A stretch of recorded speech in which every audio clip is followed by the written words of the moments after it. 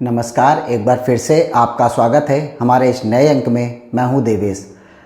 आज इस अंक में हम बात करेंगे अरविंद केजरीवाल के विषय में, और वो टॉपिक इस बात को लेकर है कि जिस तरह अरविंद केजरीवाल को ज़मानत मिल रही है, तो क्या ये मान लिया जाए कि इस देश में पैसे वालों के लिए या फिर रसूख वालों के लिए दूसरे कानून हैं और जो नॉर्मल फैमिली से आते हैं उनके लिए दूसरे कानून हैं। चूँकि हम इस पूरे मामले को अभी अगर राजनीति का रूप ना दें या फिर हम इसको इस नज़रिए से भी देख लें कि हम इसको एक तरफा मानकर चलें, तो क्या हेमंत सोरेन के केस में और उसके अलावा अरविंद केजरीवाल के केस में दोनों तरफ कुछ समानताएं हैं, या फिर हम उसको इस नज़रिए से भी देखते हैं कि जिस तरह सीबीआई ने उनको जेल से ही हिरासत में लिया था, तो क्या सीबीआई को ये मालूम चल गया था कि अरविंद केजरीवाल को सुप्रीम कोर्ट से ज़मानत मिल जाएगी। या फिर हम इसको इस नज़रिए से भी देख सकते हैं कि केजरीवाल जो भी तथ्य अपनी तरफ से रख रहे हैं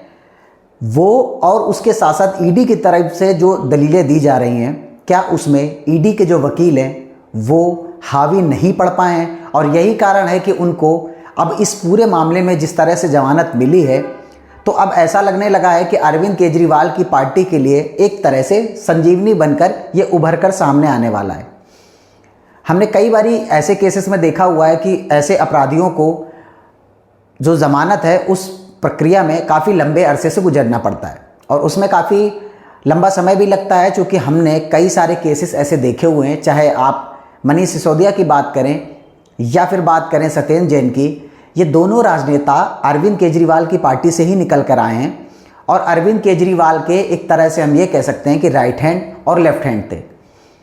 मगर आपको एक बात और जान लेनी चाहिए कि अरविंद केजरीवाल देश की राजनीति में एकमात्र ऐसे राजनेता हुए थे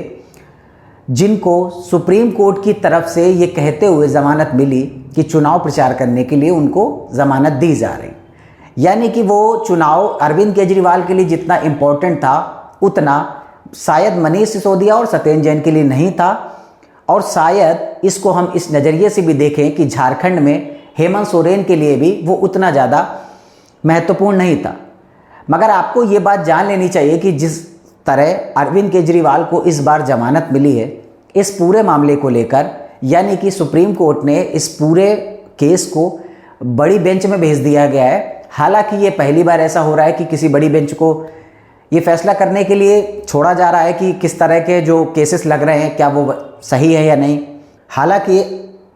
हेमंत सोरेन के केस में ऐसा नहीं है, उनको तो सुप्रीम कोर्ट की तरफ से जमानत के लिए जो उन्होंने पहले याचिका लगाई, फिर निचली अदालत में लगाई, मगर उनको हाई कोर्ट की तरफ से जमानत मिल गई तो वो बाहर हैं। अच्छा, उनको जमानत तो मिल गई, मगर ईडी ने वहाँ किसी भी तरह से सुप्रीम कोर्ट ने ये अर्जी नहीं लगाई कि उनकी जमानत याचिका को खारिज किया जाए। राउज एवेन्यू कोर्ट से जब अरविंद केजरीवाल को जमानत मिली थी तो ईडी ने तुरंत ही हाई कोर्ट में इस बात को लेकर एक पिटीशन दायर की थी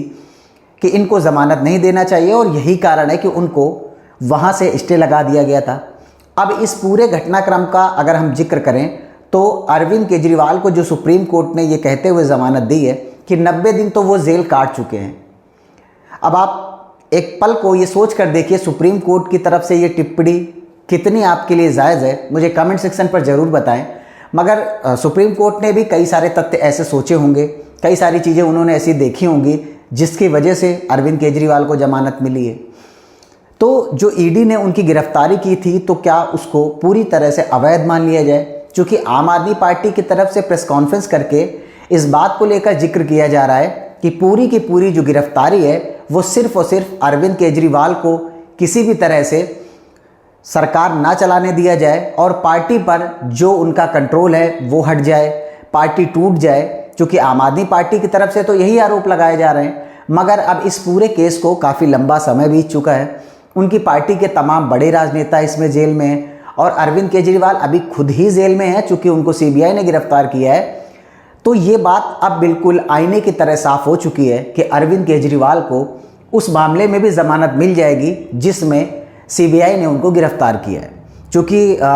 जो मनी लॉन्ड्रिंग का मामला होता है उसमें कहा यह जाता है कि उसको अपनी तरफ से, यानी कि जो अपराधी है जिनके ऊपर ये केसेस चल रहे हैं,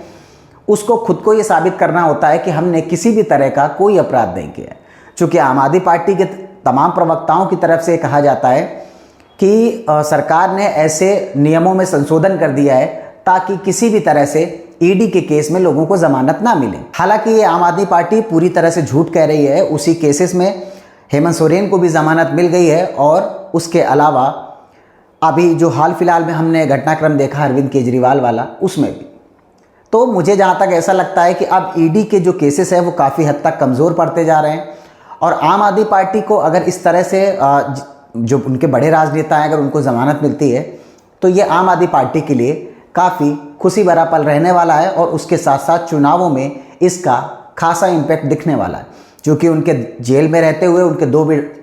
जो विधायक हैं उन्होंने पार्टी छोड़ दी, कई सारे पार्षद जो ऐसे हैं, कई सारे छोटे मोटे जो नेता हैं उन्होंने भी पार्टी छोड़ दी। तो आम आदमी पार्टी को बीजेपी अपनी तरफ से पूरी तरह से झटका देने की कोशिश कर रही है, मगर आम आदमी पार्टी ने भी अपनी पकड़ जो है पार्टी में काफ़ी हद तक मजबूत कर रखी है और उनको पूरा भरोसा है कि अरविंद केजरीवाल एक ना एक दिन बाहर जरूर आएंगे। मगर ये बात आप समझ लीजिए कि अगर जो बड़ी बेंच है उसमें ये जजमेंट कर देती है कि आखिर में अरविंद केजरीवाल दोषी हैं, उनकी पार्टी को जिस तरह आरोपी बनाया गया है, तो ये उनके सिंबल को भी फ्रीज कर देगा और उसके साथ साथ बैंक अकाउंट और तमाम उनके ऊपर जो केसेस चलेंगे वो अलग। आपकी इस मुद्दे पर क्या राय है मुझे कमेंट सेक्शन पर ज़रूर दें। और आम आदमी पार्टी के लिए खुशी की खबर यह भी है कि जालंधर सीट पर जो जालंधर वेस्ट की सीट है वहाँ उन्होंने जीत हासिल की है। कांग्रेस पार्टी इस बार तीसरे स्थान पर चली गई है, बीजेपी वहाँ पर दूसरे स्थान पर रही है। तो ये सब आम आदमी पार्टी के लिए एक तरह से संजीवनी बन रहा है। आने वाले समय में क्या सीबीआई के केस में भी अरविंद केजरीवाल को ज़मानत मिलेगी, ये देखने वाली बात रहेगी। आपकी क्या राय है कमेंट सेक्शन पर ज़रूर दें। चैनल पर नए हैं तो सब्सक्राइब जरूर करें। जय श्री राम, जय हिंद।